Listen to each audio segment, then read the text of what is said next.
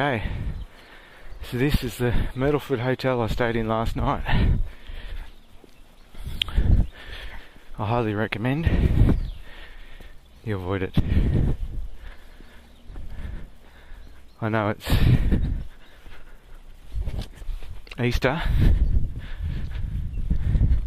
and prices are going to be hiked up, but $90 for a hotel room with no hot water at all, dirty sheets, and just a pretty run down room in general with peeling paint on the walls and all the rest of it. It was close to town. That's about the only good thing it had going for it. All these devices, charging devices left, right and centre.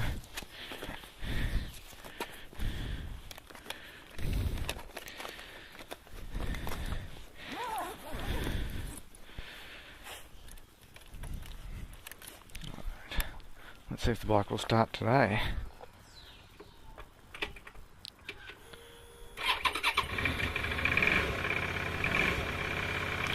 Yes, it will. Better than yesterday.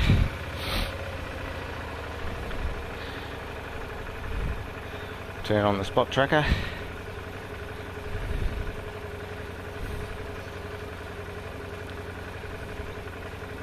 we go. A little drink of water. And I'm all rugged up to the nines today. I've got thermals and layer upon layer upon layer.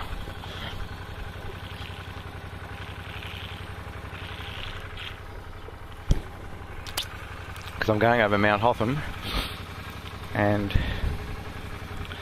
it's supposed to be 5 degrees when I'm going up there today. 5 degrees Celsius. It's going to be a bit chilly, but hopefully it should be warmer than yesterday, because yesterday I was wet and cold. So I got these little rubber gloves, just hygienic sort of food handling gloves. They keep the warmth from your hands in, keep the cold air out. It makes a huge difference inside your gloves. Simple trick, but very effective.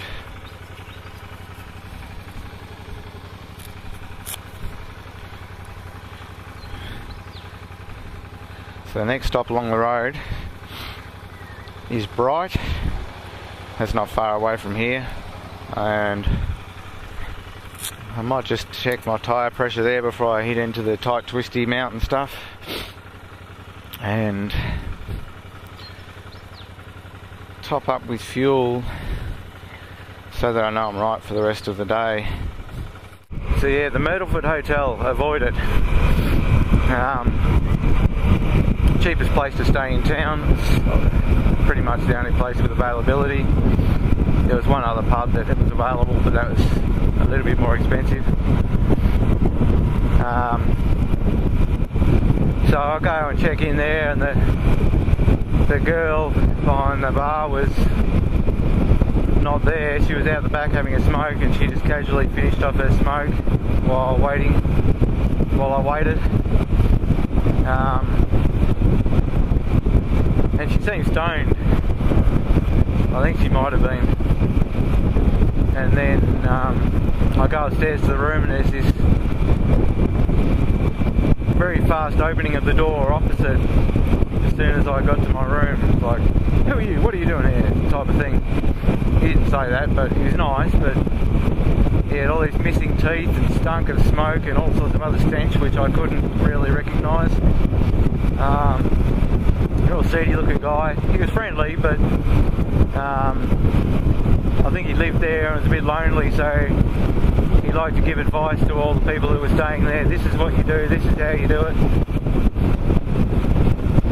Poor old guy. Oh, it's a bit cold for shorts, mate. Come on, you must be a local. geez, even with all these layers on, the Queenslander in me is feeling the cold. Not sure what the temperature is, but can't be much. So this valley here is the Ovens Valley.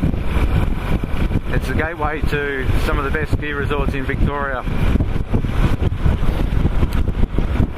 You've got Falls Creek if I turn left, that takes you through Mount Beauty and up to Falls Creek. And straight ahead is Mount Hotham, which is where I'm going.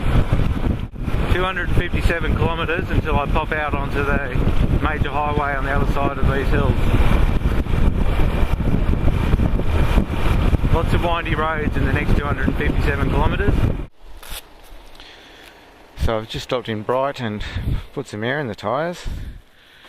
And I stopped at that petrol station over there first. And it said I had 20 psi in the rear tyre. Thought that's not right. It's really bad. I put a little bit of air in it and then checked it again. And it said over 50. What? So I depressed it a little bit and then it came up with 60. I thought, oh, I'm going over to this petrol station. So I come over to this one right here. Very accurate. Front tyre was only 1 psi down where it should be. And then I checked the back one and it was 50. So I put way too much in it at the other one. So it always pays, if you're not sure, to go to 2 petrol stations and double check, or even better, which I should have done, is to bring your own tyre gauge with you. I do have one at home, but I left it there.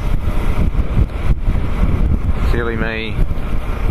If I'd have had it with me, I would have been able to check it this morning, and if I felt comfortable with it, I wouldn't have stopped at all. I would have just kept going. Fog. So Bright is one of the most picturesque little towns you're ever going to find, I reckon. Especially in autumn, sort of late autumn, it's early autumn now. All these leaves start to drop off the trees. They go brown, really golden colour. It's just a really, really amazing looking place.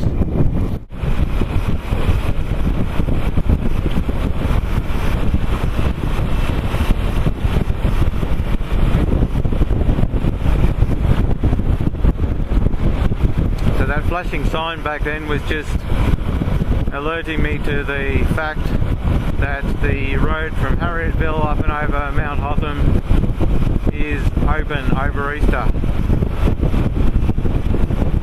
So it had been closed on and off due to a lot of damage to the road from fires, which still looks like there's fires going on. Unless that's fog.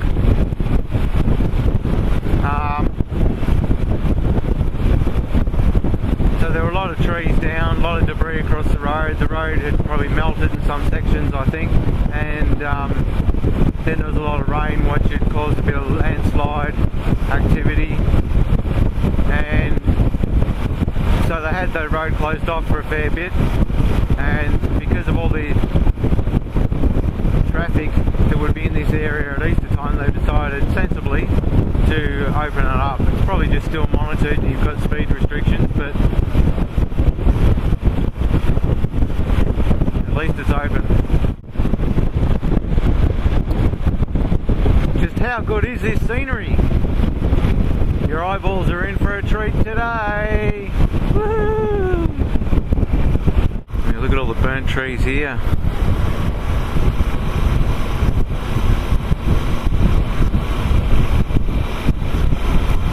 Taking it pretty easy through here. As I said, there was some road damage.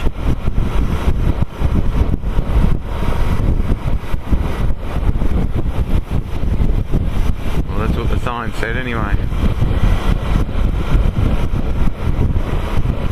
It said traffic hazard ahead.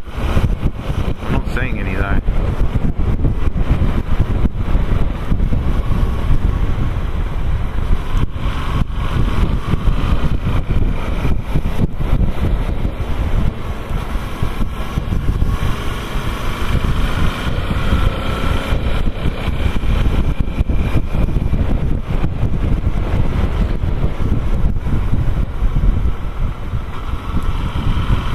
Someone told me the other day that this road has 25 corners for every kilometre, and it's well over 100 kilometres in length, this section of road. So I should have plenty to keep me occupied and stop me from getting too bored and falling asleep at the wheel. My hands are numb though.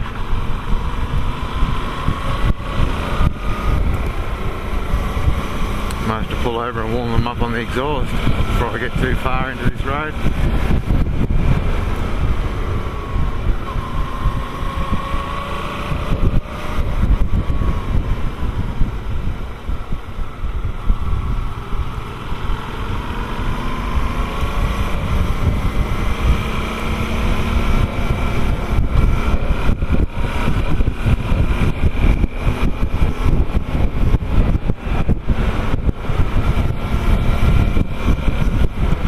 A bit of a landslide. There's been a few other bits of gravel,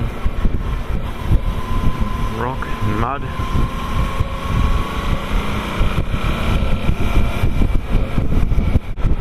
If you're keen.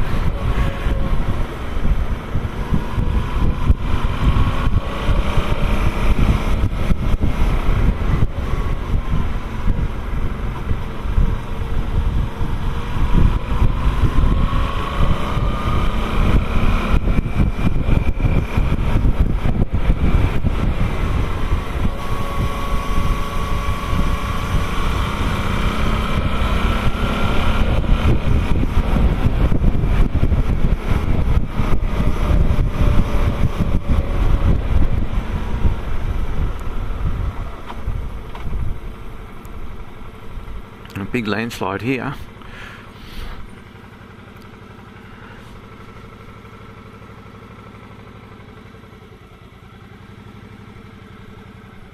I'll take this advantage to jump in front of the car.